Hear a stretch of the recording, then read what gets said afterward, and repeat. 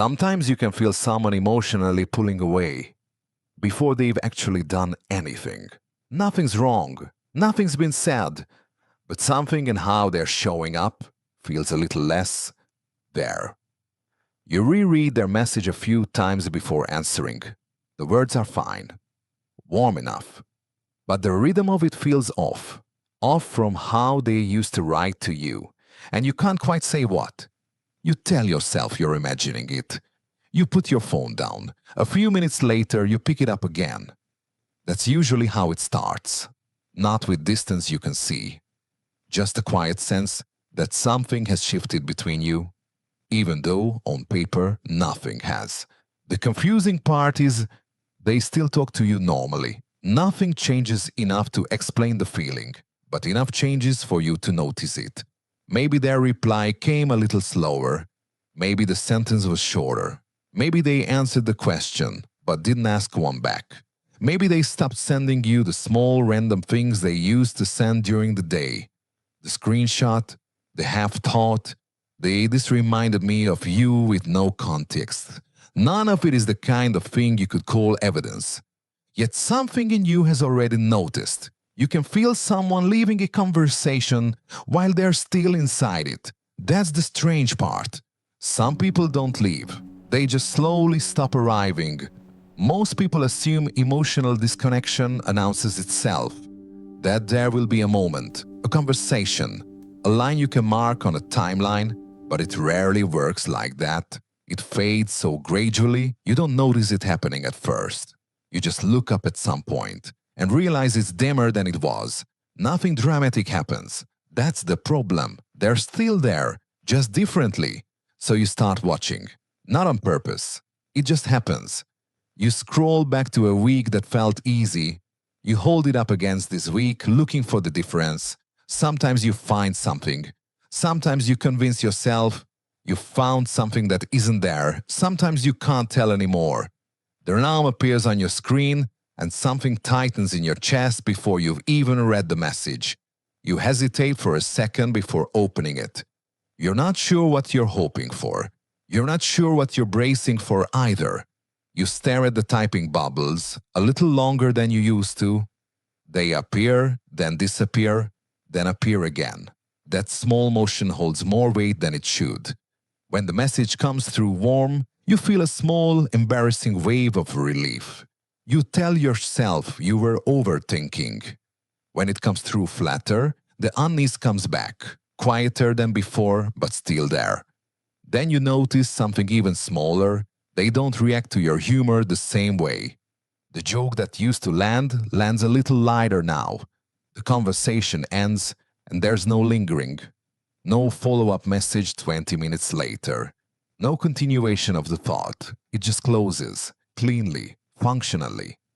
You sit there for a second afterward, holding your phone, not sure what you are waiting for. Part of you wants to ask. Part of you absolutely does not. You want reassurance, but you don't want to find out you needed to ask for it. You want clarity, but you're afraid of what clarity might say. So you stay in the in-between, half watching, half pretending not to. This is the part that quietly wears people down, not the distance itself, but the uncertainty around whether the distance is even real. You start missing them while you're still talking to them. People tend to pick up on small changes in someone else long before they have language for them. Tone, timing, the texture of attention. Most of it happens underneath thinking. You don't choose to notice. You just do. But that early signal is so faint it's almost impossible to trust. There's nothing to point to, just a feeling without proof attached to it. So you sit with it. You try to decide whether to believe yourself. You replay a conversation from 2 days ago. You try to remember if their voice sounded the same. You think about a good night that was shorter than usual. You wonder if you're reading too much into a single word. You notice the conversations have become more functional lately. Logistics, plans, small updates. Less, how was your day, really? More, okay, sounds good. You don't know if that means something, or if they're just tired, or busy, or somewhere in their own head, about something that has nothing to do with you.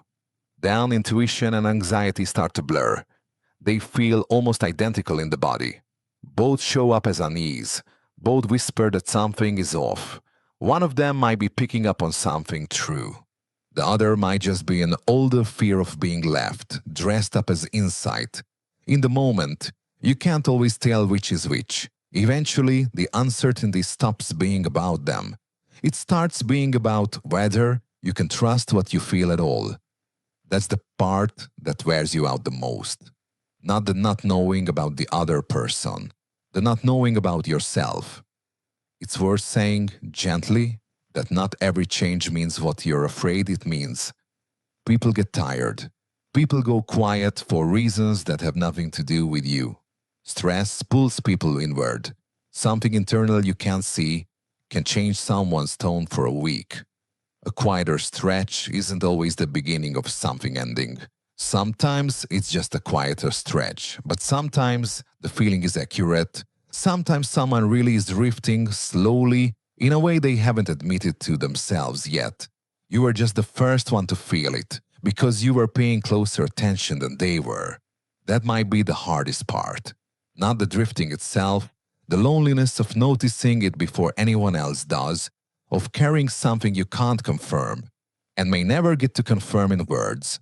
It's a strange kind of grief, mourning someone who hasn't actually left. There isn't a clean resolution to this. You don't get to decide whether the feeling is real on the night you first feel it. You just learn slowly to hold it without rushing to explain it, to notice without immediately concluding, to let the not knowing exist for a while, without forcing it into something it isn't ready to be. Because sometimes the hardest part isn't losing someone. It's feeling them slowly become emotionally farther away while they're still right there in front of you, and there's nothing to do with that feeling in the moment except sit with it and not be sure